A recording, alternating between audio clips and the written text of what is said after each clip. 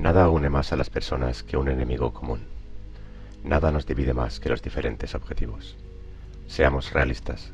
El mundo democrático que apoyó a Kiev después del 24 de febrero de 2022 está acostumbrado a esta terrible guerra y ya no ve al ejército ruso atascado en Advivka como una amenaza. Cada vez son más los europeos que ven la guerra como un conflicto regional y creen que las ambiciones de Putin se limitarán a la recalcitrante Ucrania. Por supuesto, este es un concepto erróneo que sin duda conducirá a una guerra aún mayor. Pero lo principal ni siquiera es esto, sino el hecho de que la vigilancia del mundo democrático está adormecida por toda una red de agentes del Kremlin que de facto ya está librando una guerra contra él. Después de todo, para Putin, Ucrania es solo la primera etapa de su guerra global. Esto debería haberse entendido después de que exigiera que la OTAN volviera a las fronteras de 1997. Западные территории нынешней Польши – это подарок Сталина полякам. Хотят поляки быть следующими? Война неизбежна. Россия не остановится на Украине. И, кстати, в Варшаве и Хельсинки приготовятся. Это не блеф. Польшу можно поставить на колени за 1 час. Берлин, Париж, Лондон, Брюссель готовы гореть? Сувалский коридор в случае чего нам очень нужен. Уничтожить нахрен Прибалтику, если так. Граница России нигде не заканчивается. Упреждающий удар по Франции. В прах обратится Лондон. Нас никто не слушал. Послушайте сейчас. Jacek Severa, jefe de la Oficina de Seguridad Nacional de Polonia, dijo que la OTAN tiene 3 años para prepararse para un ataque ruso contra los miembros de la alianza. Añadiría mi propio nombre, en el caso de que Ucrania caiga. Y la inteligencia polaca tiene todas las razones para temer una invasión a gran escala por parte de la Federación Rusa, porque, como ya he dicho, ya está en marcha una guerra híbrida. En estas imágenes, Rinaldo Nazzaro, nativo de Nueva Jersey, paseando por San Petersburgo, concede una entrevista al canal de televisión federal ruso, donde habla con orgullo de su organización BASA. La BASE es un grupo neonazi activo en Estados Unidos, Reino Unido y Canadá. En 2021, 2 miembros de la BASE, Brian Lemley y Patrick Matthews, se declararon culpables de preparar actos terroristas, así como de planear la liberación de su colega afín, Dylan Roof, un asesino en masa que disparó a 9 afroamericanos en una iglesia de la ciudad de Charleston. Sí, Rusia, acusando a Ucrania de nazismo, entrevista al organizador de un grupo terrorista de extrema derecha. Pero esto no es sorprendente. El Kremlin ha utilizado durante mucho tiempo a los radicales, tanto de derecha como de izquierda, para desestabilizar varios estados, y este proceso es supervisado, por supuesto, por los servicios especiales rusos. Por ejemplo, los investigadores del Centro de Dossier descubrieron que Rinaldo Nazzaro solicitó entrenamiento en el campamento militar de Partizan, que se encuentra cerca de San Petersburgo. Este es un campamento interesante. Pertenece a una organización llamada Movimiento Imperial Ruso, que en Estados Unidos fue reconocida como terrorista por el entrenamiento de militantes y su envío en 2014 al Donbass ucraniano. Pero no se detiene ahí. Neonazis de otros países también fueron entrenados en el campo del RID. En 2017, un artefacto explosivo improvisado detona en una casa con refugiados reasentados en Suecia, y 3 hombres de la organización sueca Movimiento de Resistencia Nórdica están detrás de la explosión. La policía local identificó rápidamente a los terroristas. Resultaron ser 2 ciudadanos de Rusia y un ciudadano de Suecia. Los 3 fueron entrenados en el mencionado campo Partizan. Aquí hay una foto del entrenamiento. Los militantes del Movimiento de Resistencia del Norte, o SDF para abreviar, como se demostró durante la investigación, estaban preparando una serie de ataques terroristas en toda Suecia. Las FDS son un grupo neonazi que también opera en Finlandia, Dinamarca, Noruega e Islandia. Y aquí hay una foto curiosa de Stanislav Boroviev, el jefe del movimiento imperial ruso, propietario del campamento militar de Partizan, donde todos los militantes mencionados se sometieron a entrenamiento militar. Мы помним, что наши предки всегда возвращали свои территории назад. Это было всегда и в 19 веке, и в 17, 16 веке. Всегда мы территории, населенные русским народом, мы возвращали. Мы объединимся. Поэтому слава России! Слава России! Quiero que el mayor número posible de europeos vean este vídeo. Es importante que sea obvio para ellos, así como para los ucranianos, que los seguidores del mundo ruso declaran objetivos bastante claros y los medios para lograr estos objetivos son la guerra, la ocupación y el terror. Y si nos fijamos en la escala de su red que ha envuelto a Europa y a otras partes del mundo, queda claro que Ucrania es solo la primera etapa. De esto es de lo que hablará el vídeo. Los neonazis de otros países también pasaron por el campo militar partisano, por lo que la revista alemana Focus, después de haber realizado una serie de investigaciones, afirma que los radicales de derecha alemanes del NPD y la Tercera Vía aprendieron en Rusia cómo manejar armas y explosivos, y de hecho se pueden rastrear las conexiones. El movimiento imperial ruso participó en las manifestaciones de los partidos mencionados en Dortmund, Alemania, que no ocultó en absoluto. Pero la cosa es que la Federación Rusa no se limita a la formación de células de combate, porque los planes son mucho más ambiciosos. El adoctrinamiento ideológico de la derecha alemana se lleva a cabo a través de una red de grandes medios de comunicación. El caso del periodista alemán Manuel Osenreiter es ilustrativo en este sentido. En varias ocasiones dirigió o escribió para periódicos que eran portavoces del movimiento de derecha. En 2018, Osenreiter fue sospechoso de organizar el incendio provocado del Centro Cultural Húngaro, que se encontraba en la ciudad ucraniana de Uzhhorod. Se suponía que la provocación iba a ser una disputa entre Budapest y Kiev, porque pretendía culpar a los ucranianos del incendio provocado, pero los 3 detenidos que llevaron a cabo el incendio resultaron ser ciudadanos polacos que admitieron que habían estado en contacto con Osenreiter y que se suponía que recibían 1.500 euros de él por un acto terrorista. Поистине международный скандал в российских СМИ ажиотажа не вызвал. Один из поляков, которых судят за поджог венгерского культурного центра в Ужгороде, назвал заказчика.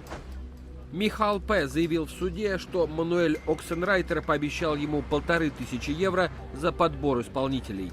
Como indica la investigación, 2 de los polacos detenidos eran miembros de la organización neofascista polaca Falanga y el tercero era miembro del partido de extrema izquierda Zmiana. Sí, no se sorprendan, de izquierdas, hablaremos de eso más adelante. Miembros de la Falange, uno de sus símbolos son 2 fusibles de asalto Kalashnikov cruzados, participaron en las hostilidades en el este de Ucrania del lado de los separatistas prorrusos. La curiosa foto muestra a Denis Pushilin, el jefe de la llamada República Popular de Donetsk, y el jefe de la organización nazi polaca Falange, Bartosz Becker. Como dicen, Donbass está luchando contra los fascistas. Pero es importante entender que Rusia actúa en varios planos a la vez. La organización de células terroristas y el entrenamiento de militantes es solo el primer nivel. Tales organizaciones operan literalmente en toda Europa y Estados Unidos. Los propagandistas y los ideólogos actúan en el segundo nivel condicional. Por ejemplo, Osenreiter, que fundó el Centro Alemán de Estudios Euroasiáticos en Berlín. Fue esta organización la que se dedicó a promover las narrativas necesarias para el Kremlin, apoyando principalmente al partido alemán Alternativa para Alemania, que actualmente se encuentra en el Bundestag y aboga por el fin del suministro de armas a Ucrania. Además, Osenreiter fue asistente del miembro del Bundestag Markus Frohnmayer, que es miembro de la AfD. Sin embargo, después de que la Fiscalía alemana abriera una causa penal contra el propagandista por organizar incendios provocados en Ucrania, se marchó, nunca se adivinaría, a Rusia. Y el segundo cómplice de Osenreiter, el polaco Mateusz Sikorski, con quien cofundaron el Centro Alemán de Estudios Euroasiáticos, estuvo en una prisión polaca durante mucho tiempo acusado de espiar para Rusia, y la acusación estaba lejos de ser infundada. En 2015, Mateusz creó el partido político Zmiana en Polonia, otra vez izquierdista, y el diputado del partido era el mencionado jefe de la organización neonazi falana Bartosz Becker. Los militantes fueron reclutados a través del partido, que luego fueron enviados al Donbass ucraniano. Es decir, ¿entiendes cómo funciona el esquema? En la base de la pirámide hay un ala de poder de militantes radicales de derecha. Algunos han pasado por campos de entrenamiento en Rusia, algunos incluso han participado en la agresión contra Ucrania. Hay ideólogos que promueven las narrativas necesarias. Y son ellos los que son el enlace con el siguiente nivel, con los políticos que, de una forma u otra, promueven la agenda necesaria para el Kremlin. Veamos un ejemplo concreto. Tutaj za mną koledzy dają wyraz tego, że jest to protest. Sí, el 6 de noviembre comenzaron las protestas de los transportistas polacos en la frontera polaco-ucraniana, bloqueando el paso de mercancías vitales para Ucrania. El organizador de la acción fue Rafał Makler, líder de la rama de Lublin del Partido de la Confederación. Su fundador es Janusz Korwin-Mikke, quien se reunió personalmente con el jefe de la Administración de Ocupación de Crimea, Sergei Aksionov, así como con Robert Binisky. Antes de dedicarse a la gran política, Robert era el jefe de la Organización de la Juventud Polaca. Como ustedes comprenden, es una organización nacionalista y de derechas con la que comenzó su andadura el jefe de la organización radical neonazi Falange, Bartosz Becker, ya bien conocido por ustedes. El propio Robert Winnicki está a favor de detener la ayuda a Ucrania. De hecho, el rastro de Remlev se puede rastrear regularmente en las protestas de la derecha polaca contra Kiev. Por ejemplo, en 2017, hackers ucranianos del grupo de investigación Inform Napalm, enlace a todos los materiales de la descripción, hackearon el correo de un tal Alexander Usovsky, que se posicionó en los canales federales rusos como experto en Polonia. En particular, su correspondencia con el notorio diputado de la Duma Estatal de la Federación Rusa, Konstantin Satulin, fue revelada. Cito una de las cartas. Ayer mis muchachos del OVP mantuvieron conversaciones con la dirección del PSL, el partido parlamentario que tradicionalmente entra en el Seimas. El PSL está dispuesto a incluir candidatos del OVP en sus listas electorales, lo que permitirá la creación de un partido prorruso en el Seimas. El OVP celebró 12 mítines en apoyo de Novorossiya y en contra de la Junta de Kiev. El 5 de marzo, mis muchachos del OVP, junto con Corwin, sí, se refiere al mismo Corwin Mikke, el fundador del Partido Confederado, cuyos miembros bloquearon la frontera con Ucrania, como dicen, el círculo se ha cerrado, sigo leyendo, planean realizar una manifestación contra la agresión ucraniana en Donbass y el 18 de marzo una manifestación por la Crimea rusa. El precio de la emisión es de 3.000–4.000 euros. Sí, pero no te sorprendas por precios tan modestos. Las manifestaciones que realmente tuvieron lugar en las fechas señaladas no fueron a gran escala. Esto es diferente. Es decir, la frecuencia con la que se organizan tales acciones es un trabajo constante e incesante. Ahora es necesario organizar a los agrarios que supuestamente pierden ingresos colosales debido a los transportistas de grano ucranianos. Krzysztof Tolwinski, miembro del Partido de la Confederación y un gran agrario, está a su servicio. Recogerá fácilmente el número necesario de presuntos insatisfechos. Aquí hay una foto. En 2023, una manifestación en la Embajada de Ucrania. Krzysztof Tolwinski y Mateusz Piskorski, acusados de espiar para Rusia, que fueron liberados bajo una gran fianza. Pero no lo pienses, la tarea principal de Rusia no es organizar ataques para complicar la logística de Ucrania, aunque esto ahora es muy extremadamente relevante. Y el hecho de que hasta ahora nadie en Polonia haya organizado grandes acciones de represalia en Varsovia exigiendo el desbloqueo de la frontera es una prueba de que los polacos no son conscientes de la magnitud de la amenaza que se cierne sobre ellos. Нас начали напрягать вагнеровцы. Просятся на Запад, разрешите нам. Я говорю, вам зачем на Запад туда? Ну, и втихую мы же контролируем, что происходит. Ну, сходим на экскурсию в Варшаву и Жешув. Конечно, я держу их в центре, как договорились, Беларусь. Не хотелось бы туда их передислоцировать, потому что у них настроения плохие. И надо отдать должное, они знают, что происходит вокруг союзного государства. Ну, это так, штрих. Entiendo que alguien pueda incluso reírse de las palabras de Lukashenko y del astuto silencio de Putin, diciendo que este no es más que un payaso. Solo que la guerra en Ucrania comenzó con el mismo payaso, con las mismas insinuaciones, con las mismas sonrisas, no lo olviden. Así que ahora vamos a acercarnos. Los principales objetivos de Rusia son declarados por el mismo Alexander Usovsky en otra carta filtrada.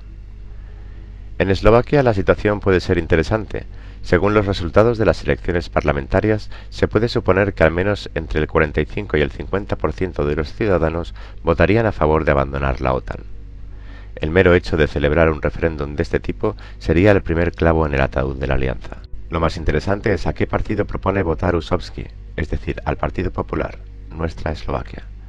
También es un partido de derechas, liderado por una abiertamente neonazi y antisemita Marian Kodleva, que aboga por una solución radical a la cuestión romaní. Naturalmente, el radical apoya la retirada de Eslovaquia de la OTAN. Él es el que pone una pancarta, y aquí una foto de Kodleva en uno de sus eventos marca. Sí, así es. Vladimir Putin, que acusa de fascismo a todos los que le rodean, patrocina, entrena y ayuda a organizaciones neonazis en toda Europa. En verdad, Winston Churchill tenía razón. Los fascistas del futuro se llamarán a sí mismos antifascistas. En general, te aconsejo que sigas el enlace y leas todos los memorandos que compiló Usovsky. Allí se hace evidente la magnitud del soborno de todos los llamados combatientes del mundo ruso. Por supuesto, se puede decir que tal trabajo de los agentes de influencia rusos no da resultados tangibles. La OTAN pronto crecerá con Suecia y Finlandia se unió a la alianza el día anterior. pero al mismo tiempo los partidos prorrusos están bloqueando la frontera con Ucrania, dejando a la gente luchando por su supervivencia cara a cara con el ejército del ocupante, y en Eslovaquia, ya saben. Вопреки всем данным социологов, которые прогнозировали победу с уверенным отрывом партии «Прогрессивная Словакия», после обработки более 99% бюллетеней результаты оказались совсем иными. Победила популистская партия «Направление социальная демократия» евроскептика Роберта Фицо. Она набрала 24% голосов. Quiero aclarar algo. No estoy tratando de decir que el mismo Robert Fico, que se convirtió en el primer ministro de Eslovaquia, es un títere de Moscú, que lleva a cabo todas las instrucciones de Putin. No, no funciona así. A través de sus agentes de influencia, ya sean ideólogos, líderes de opinión o activistas radicales, Rusia crea puntos de tensión que luego cristalizan en una influencia política real en el país. Sí, la creciente popularidad de los populistas de derecha en toda Europa, en Alemania, en Suecia o en los Países Bajos, esto es por supuesto el resultado de la política migratoria miope de los liberales de izquierda condicionales, pero estarías cometiendo un gran error si vieras a Rusia como un simple defensor de los valores tradicionales y a Putin como un líder que está listo para defenderlos. Te equivocarías si piensas que este es el secreto de los vínculos de Moscú con los partidos políticos de derecha de Europa. ¿Lo ves? Como mencioné anteriormente, el Kremlin tiene vínculos tanto con la derecha radical como con la izquierda. Esto se volverá aún más claro si continúas viendo el vídeo. Después de todo, el Kremlin no está interesado en proteger los valores tradicionales. ¿Qué tiene de tradicional lanzar bombas aéreas sobre refugios con niños?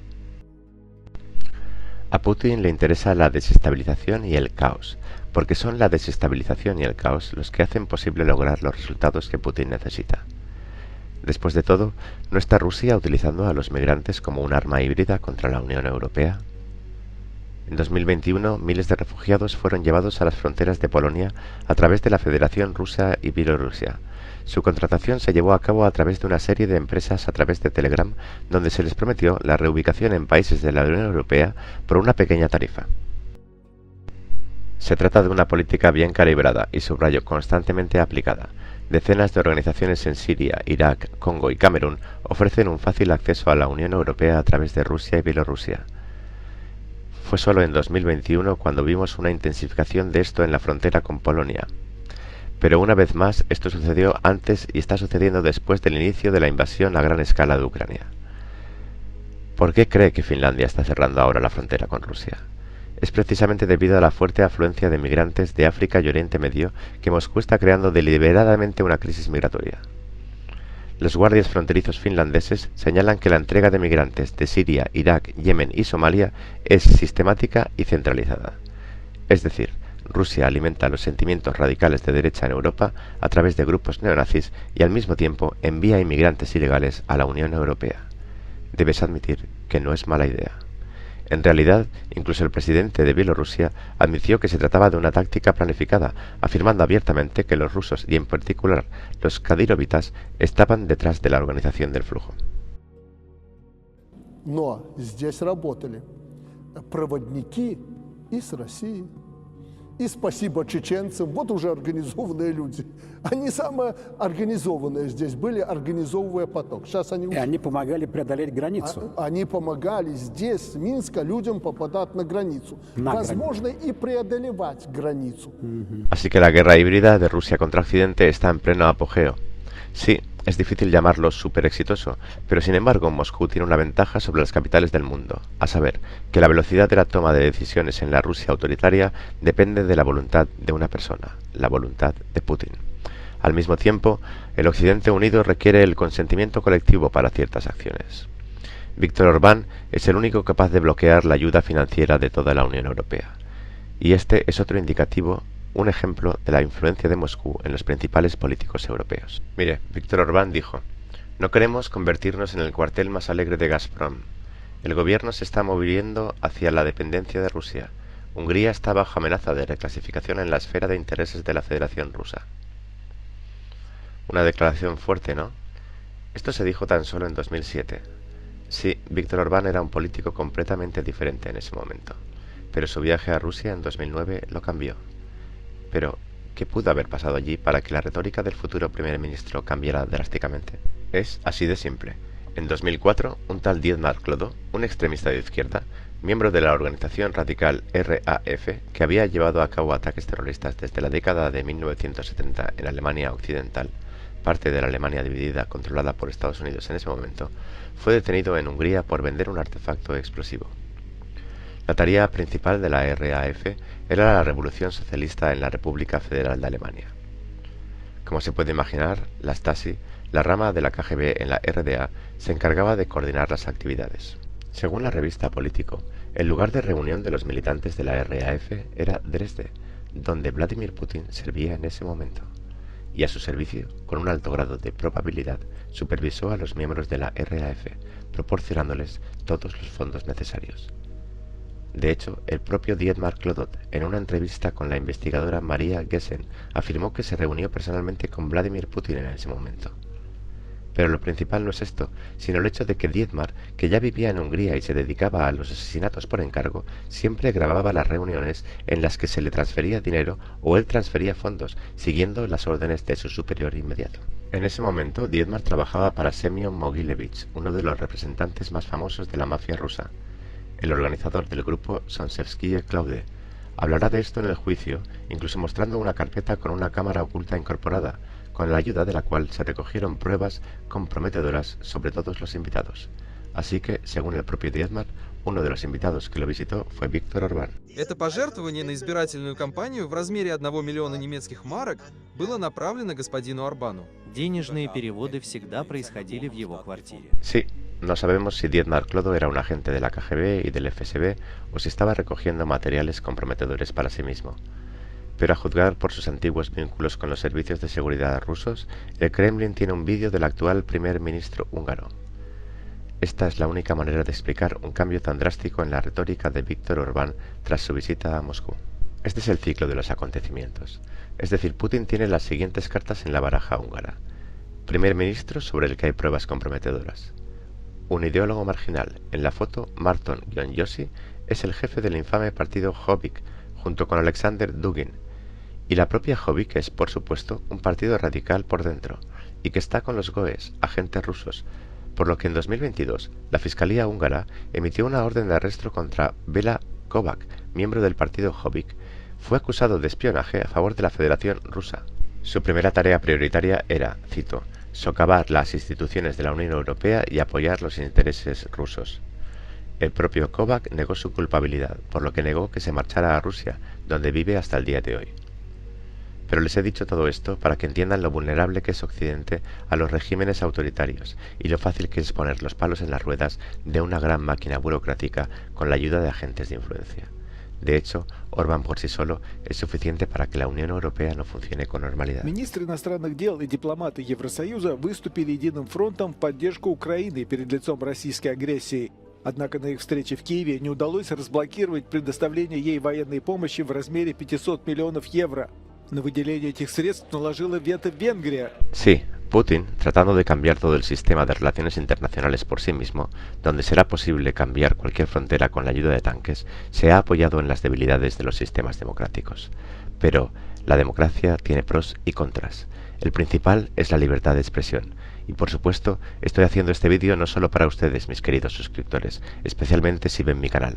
Todo está muy claro para ustedes tal como es. Espero que con su ayuda este vídeo sea visto y difundido por aquellos que pueden influir en los políticos occidentales, aquellos que dan legitimidad a esos políticos, es decir, los ciudadanos de a pie de la Unión Europea, los Estados Unidos y otros países democráticos. Es a ellos a quienes trato de explicarles que la guerra híbrida contra ellos ya está en marcha y espero ser convincente. Lo principal es que me ayudes con la distribución de este material. Ahora, muchos oradores pro-ucranianos están rociando cenizas sobre sus cabezas debido a los retrasos en el suministro de armas y las intrigas políticas dentro de los estados occidentales. Critican a Zelensky, reflexionan sobre cómo deberían haberse comunicado previamente con Occidente, pero al mismo tiempo no hacen nada para corregir la situación. Y tenemos esa oportunidad. Necesitamos consolidar las fuerzas de información para explicarles a los europeos y estadounidenses cansados de la guerra que no son observadores en la guerra ruso-ucraniana, sino que son sus participantes, y se convirtieron en participantes mucho antes del 24 de febrero de 2022. Otra vez, los políticos en las democracias cumplen la voluntad de sus votantes. Y esta es nuestra carta de triunfo. Esto significa que tenemos que convencer a los votantes, es decir, a los ciudadanos de a pie, de que les interesa que Ucrania gane. Después de todo, será su victoria. Pero, por supuesto, para que esto suceda, es imperativo que escuchen o vean los argumentos de este vídeo. Por lo tanto, les pido en primer lugar que distribuyan el vídeo tanto como sea posible donde puedan. Fíjate un objetivo, enviárselo a todos tus conocidos, especialmente si conoces a ciudadanos de la Unión Europea, Estados Unidos, Canadá, etc. Hashtag armar a Ucrania lo antes posible. Armar a Ucrania lo antes posible. En el título del vídeo se deja para declarar el objetivo principal de este vídeo, a saber, lograr que el Occidente unido suministre armas lo más rápido posible. Al fin y al cabo, a causa de su indecisión, todos los días mueren los mejores hijos e hijas de Ucrania, quienes, como comprenderán, defendieron no solo a su país, sino también a todos los que están al oeste de sus fronteras. Hago un llamamiento a todos los líderes de opinión, blogueros, periodistas, políticos, para que empiecen a utilizar este hashtag para que se note en Occidente.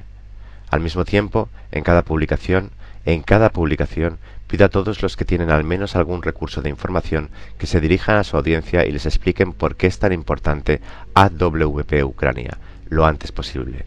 ¿Por qué es tan importante armar a Ucrania lo antes posible? Si necesita convencer a su audiencia de la necesidad de ayudar a Ucrania, tome los argumentos anteriores. Explíqueles que Putin no va a parar, que regímenes como el del Kremlin solo están cada vez más hambrientos. ¿No está esto claro para cualquier persona en su sano juicio que haya leído un libro de texto de historia? Pido a todos mis compañeros que me ayuden con esta pequeña acción. No necesito anuncios, no tengo que ser mencionado, pero les pido a todos ustedes que influyan de manera cohesiva en el espacio informativo de Occidente. Tenemos que transmitir a los estadounidenses, a los alemanes, a los polacos, a los austriacos, a los británicos, etc., ¿por qué es tan importante en este momento exigir a sus gobiernos que presten asistencia al ejército ucraniano? Si conoces a blogueros de habla inglesa en YouTube, Twitter, Facebook, pídeles que se unan a la campaña Arm Ukraine ASAP y explica a tu audiencia cuál es el significado de apoyar a Ucrania. No se trata de que Kiev mantenga el control sobre los territorios, no se trata de la lengua ucraniana o rusa en las escuelas de Mariupol, se trata de una cuestión de orden mundial y de una gran guerra en su territorio. Queridos amigos, mis suscriptores, les pediré que usen el hashtag ArmUkraineASAP en los comentarios de todos los que tienen un recurso de información serio para llamar su atención sobre la necesidad de explicar a sus suscriptores que el soldado ucraniano hoy está sosteniendo el frente detrás del cual no solo está Ucrania. Y si cae, este mismo frente puede pasar por las calles donde vive un ciudadano de Polonia, Hungría, Alemania o Francia. Какая из стран может тоже пойти по этому пути? Киргизия, Казахстан, вокруг России. Сейчас на эту роль приглядывают Молдову, прежде всего потому, что смогли поставить достаточно специфическими методами, далеко не свободно демократическими, во главе страны президента, которая просто сама рвется в НАТО. Она имеет румынское гражданство, она готова объединяться с Румынией y вообще готова практически на все. Por supuesto, alguien puede decir que este discurso mío no es más que una historia de terror, porque Europa está cubierta por el paraguas de la OTAN. ¿Cómo puede un ejército atascado en Avdiivka amenazar a todo un bloque? Pues bien, desde el principio me tomé la libertad de complementar las palabras del jefe de la Oficina de Seguridad Nacional de Polonia, que sin duda tiene más información que yo, de que se producirá una invasión del territorio de la OTAN en caso de caída de Ucrania. Después de todo, si Ucrania cae, Putin liberará al ejército más belicoso del planeta, después de la ucraniana, curtido y bien coordinado en batallas que no se habían visto desde el comienzo de la Segunda Guerra Mundial. Además, el complejo militar industrial ruso solo está ganando impulso cada mes.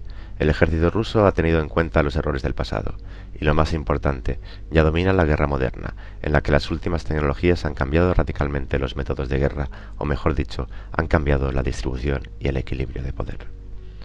Todos ustedes han visto lo que hacen los drones FPV, cómo las lancetas destruyen artillería moderna que vale millones de dólares, y un soldado que está bien enterrado en el suelo no puede ser desenterrado ni por los F-35 ni por los helicópteros Apache. E imagínense que un día entren en el territorio de los países bálticos unidades no identificadas, como afirma el jefe polaco de la Asamblea Nacional de Seguridad, Jacek Nord, sin identificación. Después de todo, como describimos anteriormente, el Kremlin ha estado librando guerras híbridas durante décadas. En consecuencia, no hay razón para creer que la invasión de, por ejemplo, Letonia será abierta con una declaración de guerra y otros cargos legales. Después de todo, puede suceder que, por ejemplo, en Letonia, donde hay un gran número de rusos étnicos en el este, comiencen disturbios provocados por personas desconocidas que, después de haberse apoderado de edificios administrativos, pedirán a las tropas rusas que apoyen a la recién independizada República Popular de Letonia. ¿No ha sucedido esto antes en la historia moderna? ¿Y qué hará Estados Unidos en este caso? ¿Y qué hará la OTAN? ¿Qué pasaría si en ese momento hubiera otra ronda de disputas en Washington entre republicanos y demócratas, que no se puedan poner de acuerdo en un pedazo de papel? ¿Y qué pasa si las tropas entran desde el territorio de Bielorrusia y bajo la bandera de Bielorrusia, y Moscú legalmente no está involucrado en la guerra en absoluto? ¿Será golpeada Minsk, aunque el centro de toma de decisiones claramente no estará allí? Quiero que los europeos lo entiendan. Rusia ha perdido más de 300.000 personas en la guerra con Ucrania, y esto no ha detenido la agresión de ninguna manera. ¿Está Putin dispuesto a perder tanto en una hipotética guerra con los países bálticos? Absolutamente. ¿Está Europa preparada para sufrir pérdidas comparables para repeler la agresión? ¿Y si Hungría, miembro de la OTAN, empieza a poner palos en las ruedas de la máquina burocrática? ¿Cuánto tiempo tardará el entrenado y amargado ejército ruso en llegar a las fronteras con Polonia? ¿Entiendes? Todo.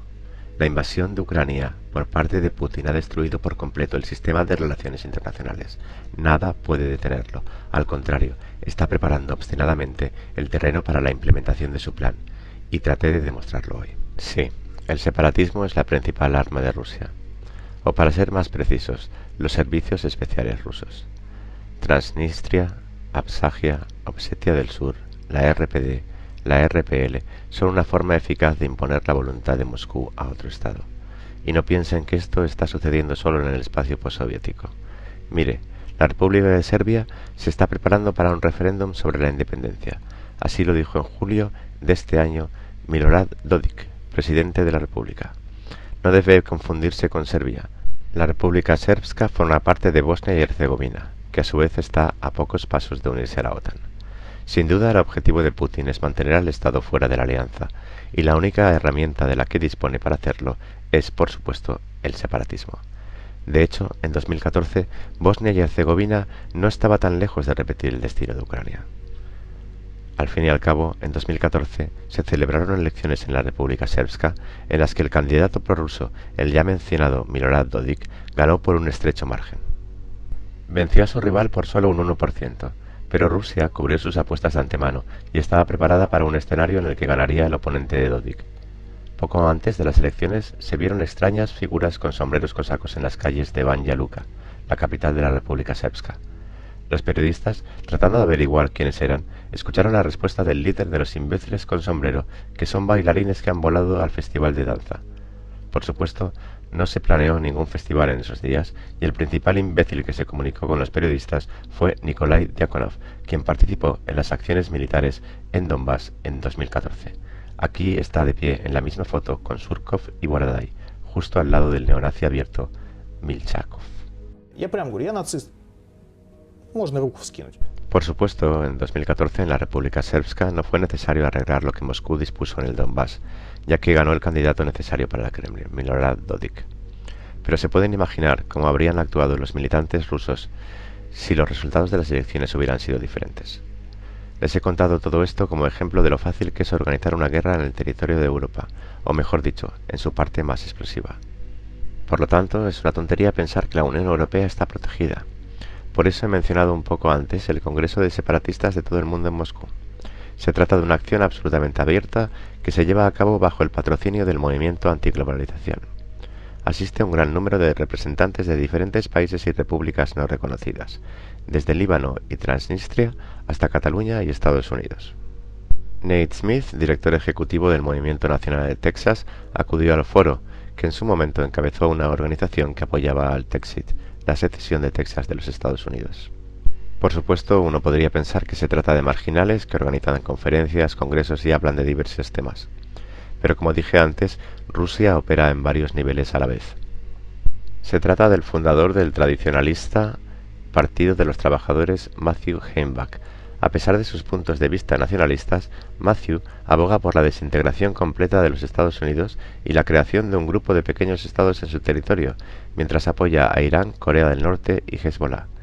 Sí, una vez más, el Kremlin está forjando lazos no sobre el principio de apoyar a todos aquellos que defienden el conservadurismo y los valores tradicionales, sino sobre el principio de desestabilización y más desestabilización. Después de todo, Matthew, que participó en la toma del Capitolio en 2021, sí, aquí está en la foto dentro del edificio, tiene estrechos vínculos con la ya conocida organización del Movimiento Imperial Ruso. En la foto, Matthew sostiene la bandera del Imperio Ruso junto a Stanislav Shevchuk, miembro del RID. En la siguiente foto, el propio Shevchuk, el jefe del movimiento imperial ruso, Stanislav Vorobyev, y miembro del neopolaco, la organización nazi Falange, que participó en los combates en el Donbass ucraniano, que mencioné antes. Por cierto, Shevchuk es uno de los ideólogos del movimiento imperial ruso, invitado frecuente a varias reuniones del partido en diferentes partes del mundo. Aquí está Shevchuk dando una conferencia en España frente a miembros del partido derechista español ND. No es extrañar que las fuerzas del orden españolas acusen a neonazis que enviaron cartas con artefactos explosivos en 2023 en coordinación con Moscú. Al fin y al cabo, las cartas, además de la Embajada de Ucrania en España, fueron enviadas a todos los políticos clave que condenaron la agresión rusa, así como al fabricante de armas Instalad, que planea suministrar armas a Ucrania. Está claro que se trataba de un intento por parte de los radicales que cooperaban con el Kremlin de intimidar a todos los que apoyan a Kiev. Sí, así es como funcionan los servicios especiales rusos, creando células radicales, no importa si son de izquierda o de derecha, financiando a ideólogos marginales, separatistas, militantes, cuyas acciones finalmente se acumulan en el capital político necesario para el Kremlin. Todo esto puede parecer insignificante ahora debido al pequeño número de líderes abiertamente prorrusos en Occidente, pero hay que entender que Rusia no siempre se da a la tarea de llevar al poder a un presidente títere en un país democrático. El objetivo, como he repetido en diversas ocasiones, es la desestabilización, el debilitamiento constante, el calentamiento de los sentimientos separatistas, la expectativa de que en algún momento uno de los activistas reclutados se encuentre, por ejemplo, en el Parlamento capturado de otro estado y organice una provocación que sirva de detonante para desenrollar el volante de la violencia real y de una guerra de gran envergadura. Así es como funciona, así es como sucedió en Ucrania, y estarás cometiendo otro error si piensas que Putin no intentará hacer algo similar en otros países. Но я не думаю, что счастье придет в дом к тем, кто проводит такую политику. Ну, я не знаю сейчас сколько, но в Латвии, по-моему, 40% было русскоязычного населения. Наверняка и сейчас немало. Если они будут проводить такую политику в отношении людей, которые хотели жить в той или иной стране, работали там, создавали какие-то блага для этой страны, и с ними будут так по-свински обращаться, то в конце концов они сами с таким свинством и столкнутся внутри своих стран. De hecho, solo pude arrojar luz sobre una pequeña parte del trabajo de los servicios especiales rusos, el trabajo para desestabilizar varios estados. Y lo más importante, estos son los casos que pueden ser rastreados por diversas menciones públicas en la prensa, por fotos de dominio público o de archivos personales. Es difícil evaluar la escala real de la integración del mundo ruso en Occidente. Tal vez recuerden que hice un breve vídeo sobre cómo Gazprom era patrocinador de los principales campeonatos de fútbol antes de la invasión a gran escala, lo que a primera vista no tenía ningún sentido, porque Gazprom no es una empresa minorista que necesite publicidad para aumentar su base de clientes. La gasista rusa no tenía que competir con otras empresas similares porque no había competidores. En aquel momento dije que esa publicidad y patrocinio irracionales de varios clubes permitían acceder a políticos europeos, así como conseguir el apoyo de los aficionados al fútbol en los países de la Unión Europea. El logotipo de Gazprom en las camisetas del club de fútbol Estrella Roja no es solo un anuncio, es una oportunidad para trabajar con la afición, con los ultras de la Estrella Roja, que primero colgaron las banderas de la RPD no reconocida y luego fueron a Donbass a matar ucranianos. Así que permítanme expresar esta idea de nuevo. La guerra entre Rusia y Occidente ha estado ocurriendo durante mucho tiempo, y Putin, a través de sus representantes, dice abiertamente que continuará. Россия и Путин во главе России возглавили такой процесс тектонических перемен, тектонических сдвигов во всех aspectos глобальной жизни. Эти процессы начались, они необратимы. Putin ha liderado el proceso de cambio tectónico. Como comprenderán, los cambios tectónicos no pueden limitarse a Ucrania o, para ser más precisos, a unas pocas regiones de Ucrania. No, Putin no se detendrá hasta que gane o sea detenido. Sí, ahora los héroes ucranianos se interponen en su camino. Y sería una traición por parte de Occidente dejarlos sin apoyo en el momento más importante, la traición más terrible. Porque ahora el frente ucraniano es una delgada línea roja que protege a las ciudades europeas del destino de Mariupol, Volnovakha, Bucha, Mariinka, Izium, Bakhmut, Avdiivka y docenas de otras ciudades a las que llegó el mundo ruso. Por lo tanto, armar a Ucrania lo antes posible.